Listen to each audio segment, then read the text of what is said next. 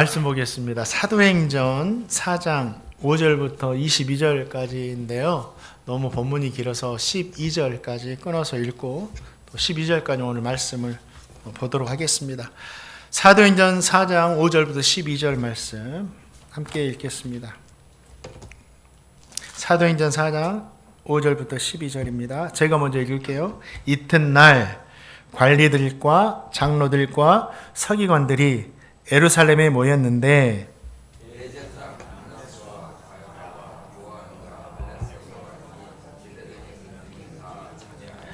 사도들을 가운데 세우고 묻되 너희가 무슨 권세와 누구의 이름으로 이 일을 행하였느냐?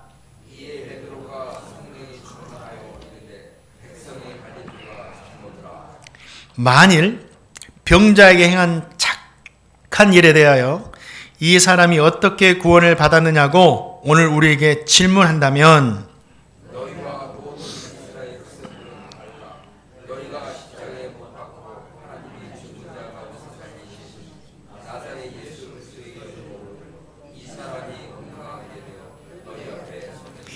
이 예수는 너희 건축자들의 버린 돌로서 집 모퉁이의 머릿돌이 되었느니라.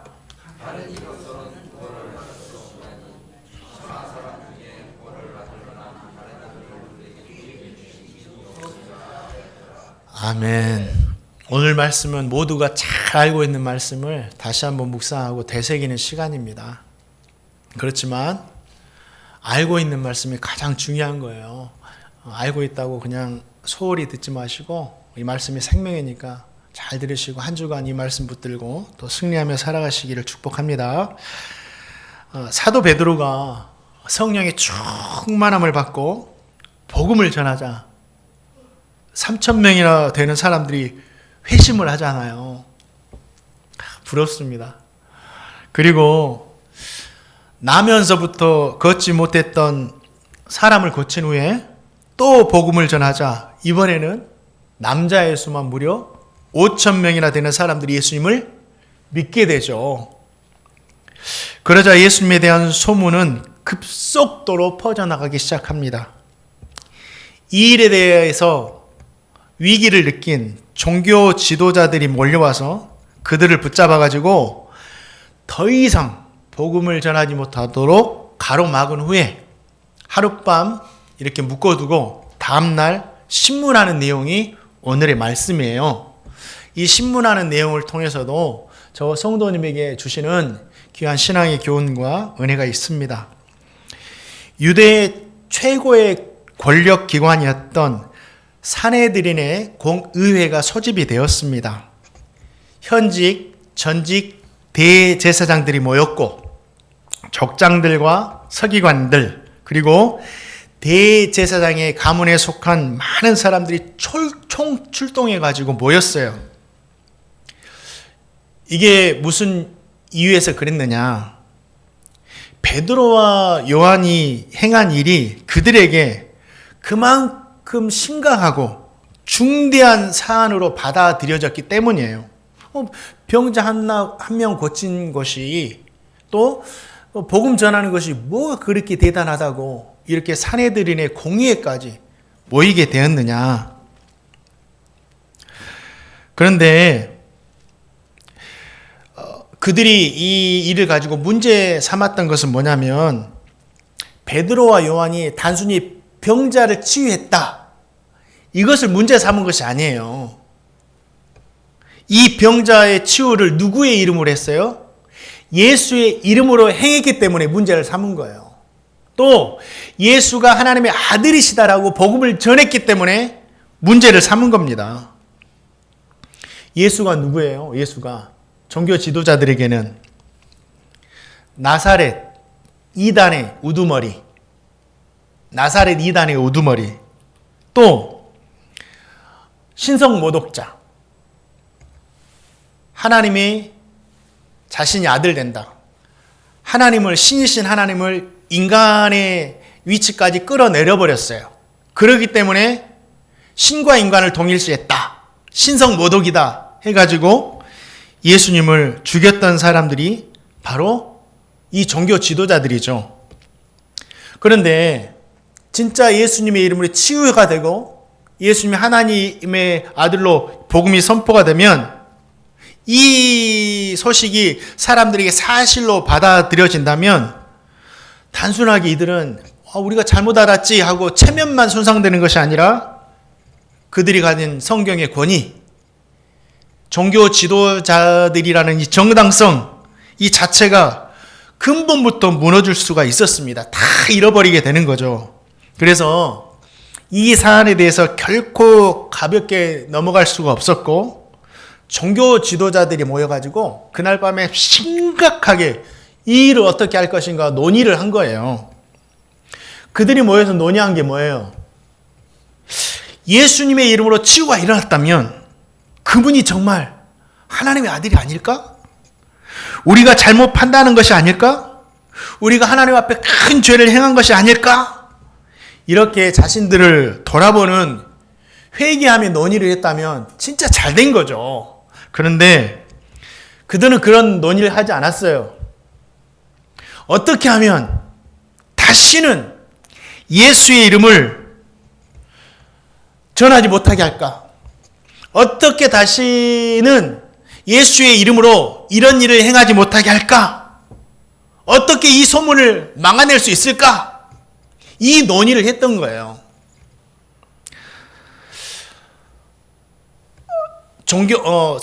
그 사도들을 통해서 복음과 하나님의 말씀이 비춰지자 이 종교 지도자들이 행했던 이 죄들이 드러나기 시작했잖아요. 그러면 그들이 회개해야 되는데 하나님의 말씀, 이 그 베드로와 요한이 전한 건 하나님의 말씀이거든요. 복음이거든요. 하나님의 말씀이 뭐라고 성경에 말을 하냐? 빛이라고 그랬어요. 우리를 비춰주는 빛이다. 빛 대신 하나님의 말씀이 우리를 비추실 때 어떤 현상이 일어나죠? 자연스럽게 어떤 현상이 일어나요? 어두운 것이 드러나요. 다 보여집니다.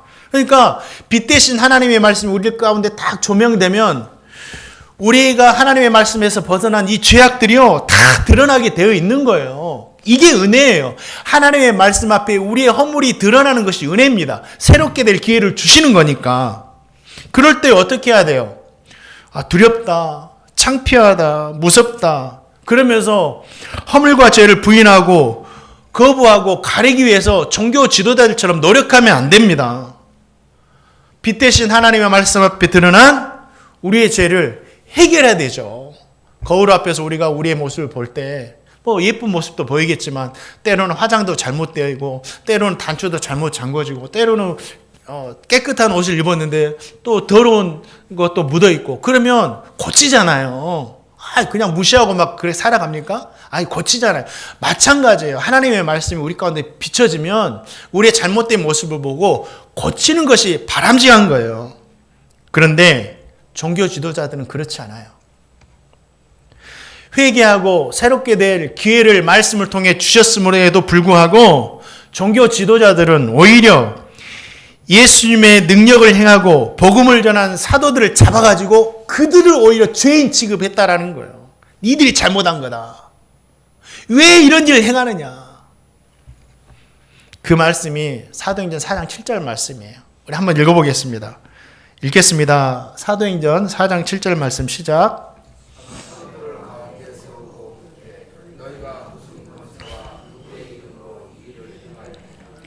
너희가 무슨 권세와 누구의 이름으로 이 일을 행하느냐.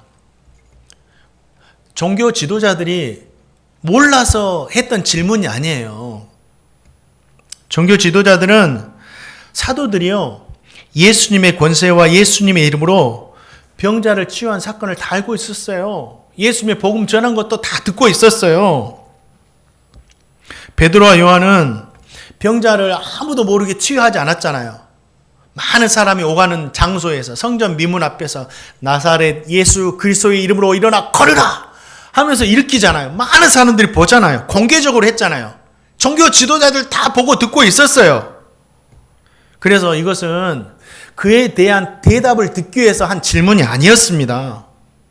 이 질문의 의도가 뭐냐면 다시는 예수의 옛자도 꺼내지 못하도록 만들기 위해서 압력을 행사하고 있는 거예요. 압력을 행사하고. 너희들이 무슨 자격으로 이런 일을 행하느냐. 대제사장도 종교 지도자들도 아니면서 유대의 모든 종교적인 권한을 가진 우리를 무시하고 우리의 허락도 없이 왜 이런 불법을 행하느냐. 너희가 지금 불법을 행하고 있다라고 강하게 압박하고 있는 겁니다. 다시는 이런 일을 못하도록. 병자를 고친 일은 선한 일이잖아요. 그렇잖아요. 선하잖아요. 그리고 하나님의 주님께서 하나님의 아들 되신다 모든 것을 가르쳐 주는 복음도 선한 거잖아요. 그런데 이렇게 선한 일을 할 때 두 가지 반응이 나오잖아요. 어떤 사람은 좋아하고 기뻐하고 찬양하고 놀라기도 하잖아요. 그러면서 하나님께 영광을 돌리는 사람이 있는가 하면 종교 지도자들과 같이 거부하고 방해하고 가로막고 그런 사람들이 있다라는 거예요. 저와 성도님 마찬가지예요. 우리가 신앙생활할 때 우리의 신앙을 좋게 봐주는 사람도 있지만 좋게 봐주지 않는 사람도 많습니다. 그런데 그게 절대 이상한 것이 아니다. 이상한 것이 아니다. 사도들은 엄청난 압박을 느꼈을 거예요. 보세요. 종교 지도자들이 엄청난 권위 있는 사람들이 딱 자신들을 둘러싸고 가운데에 세워가지고 지금 신문하고 있는 겁니다. 일반 국민들이요. 자기의 잘못도 없는데 검사 앞에 가가지고 치조를 당하는 경우 한번 생각해 보셨어요? 자기가 잘못도 없는데 떨리는 거예요. 네. 제가 한번 한 몇 년 전에 우리 교회 와서 경찰서를 한번 간 적이 있거든요. 제가 잘못해서 간 것이 아니라 제가 피해를 입어서 갔어요. 근데 경찰 앞에 갔는데 제가 잘못한 것은 아닌데도 제가 피해를 봤음에도 불구하고 막 떨리더라고요. 이 종교 지도자들이 가운데에 세워놓고 엄청난 압박하는데 얼마나 두려웠을까요? 그런데 사도들은요, 어디서 이런 담대함이 나오는데 두려워하지 않아요. 담대합니다. 그 질문에 담대하게 대답해요. 자, 사도행전 4장 13절 말씀 한번 읽어봅니다. 시작. 그들이 베드로와 요한이 담대하게 말함을 보고 그들을 본래 학문 없는 범인으로 알았다가 이상히 여기며 또 전에 예수와 함께 있던 줄도 알고. 사도들이 그 질문 앞에 두려워하지 않아요. 오히려 떨지 않고 담대하게 말합니다. 사도들이 그 질문에 담대하게 말했던 게 8절에서 12절이에요. 백성의 지도자들과 장로 여러분들, 우리가 오늘 병자에게 베푼 선한 일과 그가 어떻게 해서 낫게 되었는지를 묻는 것이라면 여러분과 이스라엘 백성들은 모두 이것을 아셔야 됩니다. 병자였던 이 사람은 여러분들이 십자가에 못 박았으나 하나님께서 죽은 자 가운데서 살리신 나사렛 예수 그리스도의 이름으로 완전히 건강하게 되어 지금 여러분 앞에 서 있는 것입니다. 여러분은 예수님을 무시하고 거절했지만 하나님은 오히려 예수님을 가장 중요한 자리까지 세우셨습니다. 마치 건축자들이 필요 없다고 버린 돌이 결국 건물의 가장 중요한 머릿돌이 된 것처럼 세우신 것입니다. 그리고 분명히 말씀드리지만 예수님 외에는 다른 어떤 사람을 통해서도 구원을 받을 수가 없습니다. 하나님께서는 온 세상 사람들에게 구원을 받을 수 있는 다른 이름을 주신 적이 없기 때문입니다. 이렇게 담대하게 이야기하는 거예요. 놀랍지 않으세요? 이 말을 들은 종교 지도자들은요, 완전 놀래버려요.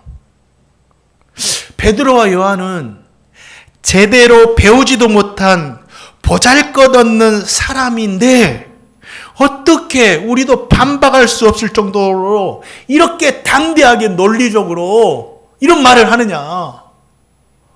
더 이상 반박할 수가 없는 거예요.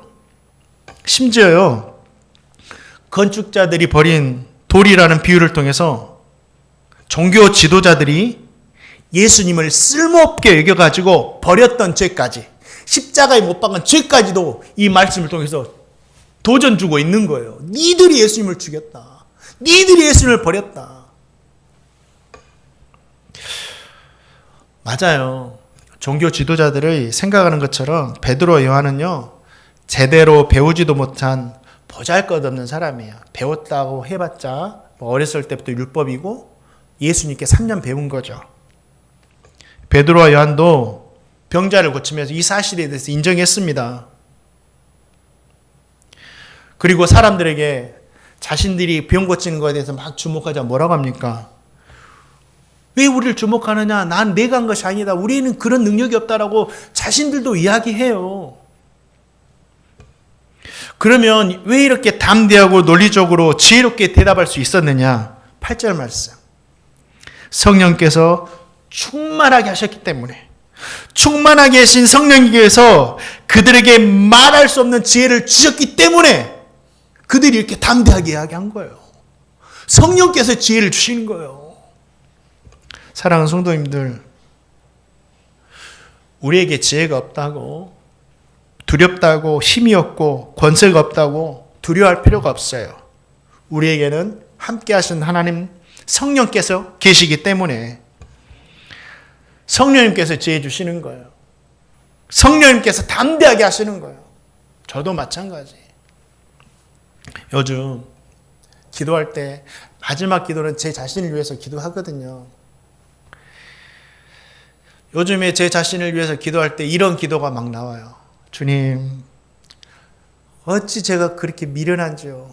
정말 저 미련합니다. 주님, 저 지혜가 진짜 없는 것 같아요. 주님, 너무 모자라가지고 갈 바를 알지 못해요. 주님, 진짜 모르겠어요. 그러면서 지혜를 달라고 기도하죠. 이것은 하나님 앞에 하는 기도예요. 겸손이 아니에요. 겸손이 아니고 저의 실존이에요. 하나님 앞에. 진짜 모습. 얼마나 미련하고 어리석은지 모르겠어요. 갈 바도 알지 못하겠고. 주여. 그런데 하나님께서요, 기도를 드리고 응답을 주세요. 담대함을 주세요. 지혜를 주시고 은혜를 주세요. 그 기도의 응답을 우리 성도님 지금 보고 있는 거예요. 제가 뭘 많이 알겠어요? 몰라요. 저는 진짜 미련하고 어리석고 공부하기도 싫어하고. 그런데 공부하게 하시고 지혜를 주셔서 지금 부족하지만 그래도 하나님의 말씀을 이 시간에 우리 성도님들이 먹이고 있는 거예요. 이게 저의 기도의 응답이에요. 미련하고 정말 부족한 사람에게 성령께서 지혜를 주셔서 지금 하고 있는 거예요. 성령님께서 그렇게도 미련한 저를 불쌍히 여기셔서 지혜를 주셨습니다. 그런데 그 성령님께서 저에게만 그 은혜를 주시는 것이 아니라 우리 성도님들에게도 주세요. 왜? 우리 성령님이 함께 하시니까. 담대하게 살아가세요. 걱정하지 마세요.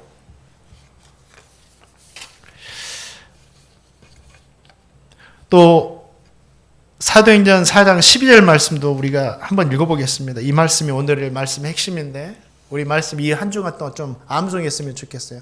내일 아침에도 이 말씀 가지고 문자 보내드리겠습니다. 함께 읽겠습니다. 시작.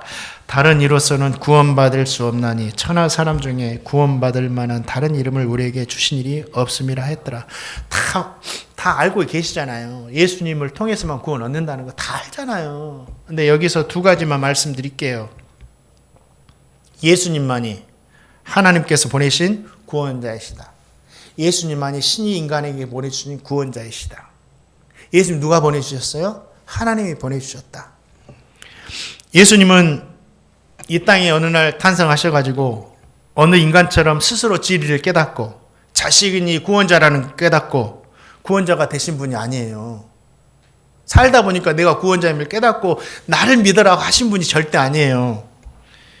예수님은 하나님께서 우리를 위해서 친히 보내주신 분이에요. 이게 기독교의 독특함입니다. 세상의 종교는 우리 지극정성을 다해서 신에게 감동을 해가 신에게까지 이르기를 원해요. 그런데 하나님은 인간이 그렇게 할 수 없다. 인간의 한계로 어떻게 신의 경지까지 이룹니까? 할 수 없지. 하나님은 이걸 아시고 아들 예수님을 친히 보내주셔서 인간을 만나주신 분이에요. 이게 기독교의 독특성이에요. 신이 인간을 찾아서 만나주시고 구원해 주셨어요. 예수님은 하나님께서 우리를 위해서 친히 보내주신 구원자세요. 오늘 갑자기 역사에 등장하신 분이 아니었다. 하나님의 구속 계획 안에서 창세로부터 예언된, 약속되어서 오신 분이시다. 창세기 3장 15절. 하나님이 여자의 후손과 원수가 되게 하겠다고 했잖아요. 그 여인의 후손이 뱀의 머리를 상하게 할 것이다. 이분이 누구예요? 장차 오실 예수 그리스도를 가리킵니다. 최초의 복음이에요. 창세기 3장 15절 말씀이 최초의 복음이에요. 예수님께 대한. 이뿐 아니에요. 아브라함에게 뭐라고 하셨죠? 내 자손으로 말미암아 모든 민족이 복을 받을 것이다. 이 자손이 누구예요? 바로 예수 그리스도. 모든 민족이 예수 믿고 구원 얻을 것이다. 그리고 이사야 선지자는 처녀가 잉태하여 아들을 낳을 것이며 그 이름을 임마누엘, 하나님이 우리와 함께 하신다 하리라 예언합니다. 하나님이 보내주실 하나님의 아들을 예언한 거죠. 에레미야는 의로운 가지가 다윗에게서 날 것이다, 이 고백을 해요. 다니엘은 인자 같은 이가 하늘 구름을 타고 영원한 나라를 세울 것이다, 이런 예언을 합니다. 하나님께서 시대마다 창세기부터 선지자를 통해서 말씀하시고 약속하셨던 그 예수님을 우리에게 보내주신 거예요. 구원자로서. 그렇기 때문에 예수님이 우리의 구원자가 되시는 거예요. 어느 날 갑자기 역사에 등장한 분이 아니다니까요. 그런데 지금 세상은 이렇게 이야기해요. 지난주에도 언급했지만 예수만이 길이 아니다. 부처도 알라도 선하게 살아가는 이 선함도 우리가 착하게 살면 다 구원 얻을 수 있다. 들어보셨죠? 그러나 이건 사람의 말입니다. 천지를 창조하신 하나님, 생명을 주신 창조주 하나님께서 친히 우리에게 주신 구원자는 오직 예수 그리스도 한 분뿐이다. 그분은 말씀을 통해서 약속되었고 예수님만이 말씀처럼 십자가에 죽으시고 부활하셨고 예수님만이 지금도 살아계셔서 우리를 구원하고 계신다. 사랑하는 성도님들, 사람의 말이 아니라 하나님의 말씀 앞에 서야 돼요. 하나님의 말씀 위에 서야 돼요. 시대의 흐름이 아니라 하나님의 약속이 있는 그 말씀 앞에 우리의 믿음을 둬야 됩니다. 오직 예수 그리스도, 그분만이 하나님께서 우리에게 주신 유일한 구원자이심을 믿으시기 바랍니다. 세상은요, 갈수록 이 믿음을 흔들 거예요. 여러 가지 일들로 진짜 흔듭니다. 그러나 우리 행복누리교회 성도님들은 진짜 이 믿음, 하나님, 예수님만이 하나님께서 우리에게 주신 구원자시다, 이 믿음에 분명히 서시기를 주님의 이름으로 축원드립니다. 마지막으로 12절 말씀을 통해서 우리가 또 한 가지 깨달을 수 있는 것은, 하나님께서 우리에게 보내주신 구원자를 보내주셨는데, 예수님을 보내주셨는데 왜 보내주셨냐? 천하 사람을 구원하시려고. 천하 사람을 구원하시려고. 천하 사람이 누구입니까? 세상에 있는 모든 사람, 부자든지 가난한 사람이든지 건강하든지 병든 사람이든지. 하나님은 병들었다고 버리지 않으세요. 배운 사람이든지 배우지 못한 사람이든지 여자든지 남자든지 의인이든지 죄인이든지 누구든지 예수 그리스도를 믿으면 구원받을 수 있어요. 그들이 천하 사람이기 때문에. 이것을 우리에게 분명하게 말씀해 주는 것이 우리 성도님들이 너무 잘 알고 있는 요한복음 3장 16절. 하나님이 세상을 이처럼 사랑하사 독생자를 주셨으니 이는 저를 믿는 자마다 멸망하지 않고 영생을 얻게 하려 하심이라. 그러잖아요. 베드로는 이 진리를 유대 종교 지도자들 앞에서 담대히 외친 겁니다. 예수를 부인하는 사람들 앞에서, 자신의 권력으로 완전히 예수를 깔아뭉개는 사람들 앞에서 예수님만이 구원자시다라고, 너희들이 그를 알지 못하고 버렸다라고 담대하게 선포하고 있는 거예요. 우리는 이런 담대함이 있어야 됩니다. 다른 것 가지고 담대하면 안 돼요. 우리는 이 복음에 대해서 담대해야 돼요. 그들의 종교 지도자들이라고 해도 예수님을 믿지 않으면요, 구원 얻을 수 없어요. 대제사장도 서기관도 예수님 믿지 않으면 구원 얻을 수 없다니까요. 목사여도 선교사여도 직분을 받은 사람이어도 예수님 믿지 않으면 구원 얻을 수 없다. 그러나 어떤 죄인이라 할지라도 예수님을 믿으면 구원받을 수 있다. 우리는 이 사실을 어디에서 가장 분명하게 알 수 있어요? 예수님 십자가에 못 박혀 돌아가실 때 양옆에 강도 2명이 달렸잖아요. 그 우편 강도가 구원받잖아요. 어떻게 구원받아요? 자기가 죄인임을 고백해요. 우리는 십자가에 죽어 마땅한 사람들이다. 그런데 예수님에게는 죄가 없다. 예수님, 오늘 밤 당신이 있는 곳에 나도 있기로 합니다. 나 천국 가고 싶다는 고백이죠. 예수 믿는 고백이죠. 주님께서 뭐라 그래요? 네가 오늘 밤 나와 함께 나골에 있을 것이다. 보세요. 강도입니다. 강도. 그리고 그 사람은 이렇게 고백해요. 나는 십자가에 죽을 만큼 잘못했다. 강도. 폭력하고 살인해서 빼앗는 사람이 강도였어요. 엄청난 죄를 지었어요. 십자가에 죽을 만큼. 자기 스스로도 인정을 하잖아요. 그가 선하게 살인 적이 있나요? 그가 뭐 구원받을 만한 일들을 했나요? 아니에요. 그냥 십자가에서 내가 죄인임을 고백하고 그냥 예수님 믿었는데 구원받은 거예요. 예수님이 증명해 주잖아요. 구원은요, 행함이 아니에요. 착함이 아니에요. 오직 예수 그리스도 믿을 때 천하 사람 중에 구원 얻을 수 있다라는 거예요. 이 믿음이 우리에게 있어야 돼. 흔들리면 안 돼요. 우린 착함이 아니다니까요. 선함이 아니다니까요. 불편한 이야기 한 가지 드리겠습니다. 현대에도 구원받은 우편 광대와 같은 사람이 많아요. 근데 기독교인들 중에서도 이러한 사람들의 구원에 대해서 불편하게 여기는 분들이 참 많습니다. 제프리 덴머라는 미국 사람이 있어요. 이 사람이 누구냐면 인터넷 쳐보면 알 거예요. 참 신앙 책도 썼는데 근데 뭐 믿음이 좋아서 신앙책을 쓴 거 아니에요. 이 사람이 연쇄살인범이었습니다. 제프리 덴머. 유명한 사람이에요. 1978년부터 1991년까지 무려 17명의 남자를 죽여요. 1년에 1명꼴로 죽인 거죠. 근데 이 사람이 동성애자였어요. 남자인데. 그래서 남자만 납치해가지고 성적 판타지를 채우면서 다 죽인 거예요.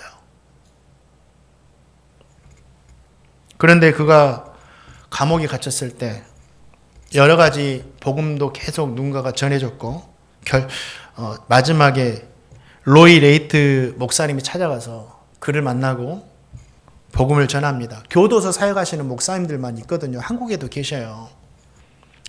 로이드 목사님이 들려준 복음을 듣고 이 사람이 자신이 죄임을 깨닫고 회개를 합니다. 한 번에 그랬겠어요. 그러면서 이분이 고백을 해요. 데머라는 사람이, 목사님, 저도 세례를 받을 수 있을까요? 자기 자신도 생각해 봐도 나는 세례를 못 받을 것 같아요. 물어보는 거예요. 세례 받고 싶습니다가 아니라, 목사님, 저도 세례 받을 수 있을까요? 이렇게 죄인인데. 레이트 목사님께서 그에게 세례를 베풀어 줍니다. 그리고 세례를 베풀고 나서 책에 이런 내용이 있어요. 그는 진심으로 자신의 죄에 대해서 깊은 슬픔을 느끼고 구원을 간절히 바랐습니다. 그의 눈에 눈물이 고인 채 세례를 받았고 그 이후 그의 삶은 분명히 달라졌습니다. 세례를 받은 후 이 제프리가 변합니다. 진짜 우리가 예수님 믿느냐 믿지 않느냐는 믿고 나서의 삶이에요. 믿고 난 후의 삶이에요. 하나님은 회개하면 과거를 묻지 않으세요. 믿고 나서의 진짜 삶이 어떻게 됐느냐 보면 그 사람에게 진짜 믿음이 있느냐 보여요. 이 제프리 덴머는 세례를 받은 후에 감옥 안에서 뭐 할 수 있는 게 있겠어요. 열심히 성경 보고 기도하고 복음 전하라고 해서 많은 재소자들에게 복음을 전합니다. 부끄러워했어요. 자기가 구원받았다는 걸 부끄러워했어요. 그러죠. 그런데 그 소식을 미국 기독교인들이 들어요. 제프리 덴머가 회개하고 세례받았다고. 그런데 기독교인 중에 일부가 그의 구원에 대해서 회의를 갖습니다. 그래서 이런 생각을 해요. 어떻게 저런 사람도 구원을 받을 수 있을까? 저런 살인마도 천국에 간다면 그게 진짜 천국일까? 그런데 여러분들, 구원은 인간의 행위와 자격에 있지 않다는 것을 우리가 우편 강도를 통해서 봤잖아요. 인간의 도덕과 윤리와 법에 사람의 구원이 있지 않습니다. 여기에 구원이 있다면 잘 들으세요. 다윗도 구원받지 못해요.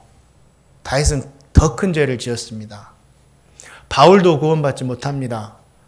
바울도 엄청난 죄를 지었습니다. 우리의 구원은 우리의 행함에 있지 않다. 예수 그리스도를 믿는 그 믿음에 있다라는 겁니다.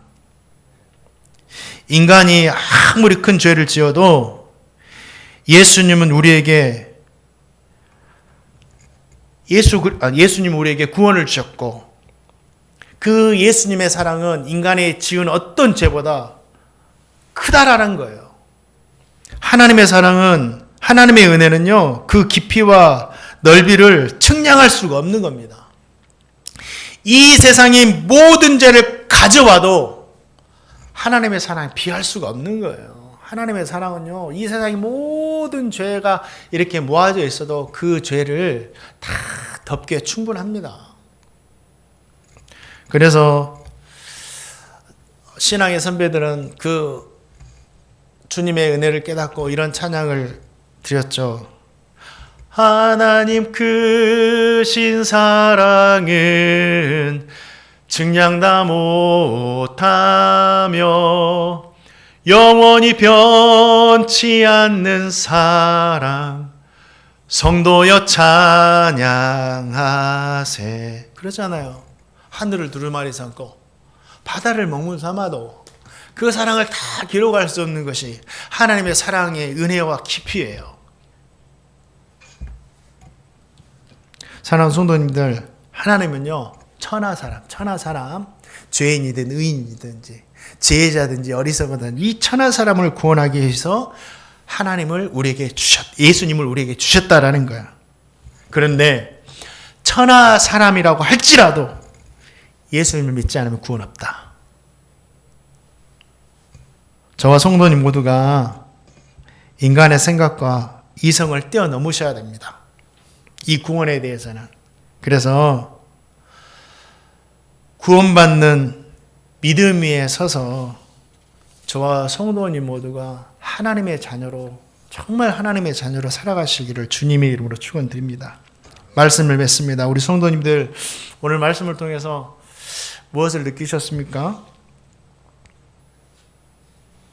성령님을 의지하세요.